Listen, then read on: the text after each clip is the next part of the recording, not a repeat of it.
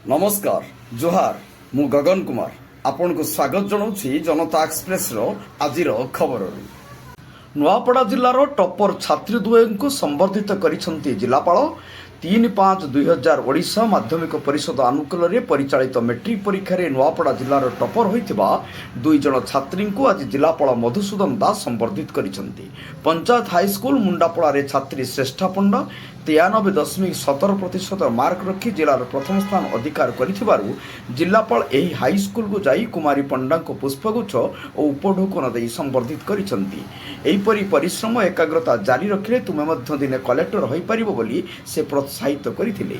एही समय कमना विडय विनय कुमार भोई स्कूल प्रधान शिक्षक पतित पावन साहू और समस्त शिक्षक शिक्षयित्री उपस्थित थिले। मुंडापला भली एक छोट जगार स्कूल जिला टपर बाहरी जिलापाल स्कूल उच्च प्रशंसा करिसेंती।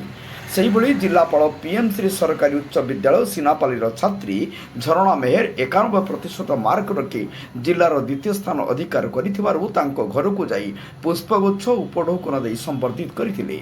झरणांकर एही सफलता खुशी होई जिलापाल भविष्य में जड़े आईएएस अधिकारी होई देशमातृका जनसाधारण सेवा करिया पई आह्वान देइथिले। एही समय सीनापाली बीडीओ कार्मियो राम बीओ ज्योतिन्द्र कुमार सेठ स्कूल विज्ञान शिक्षक मनोरंजन मेहर प्रमुख उपस्थित थिले। परमेश्वर मेहर को रिपोर्ट जनता एक्सप्रेस।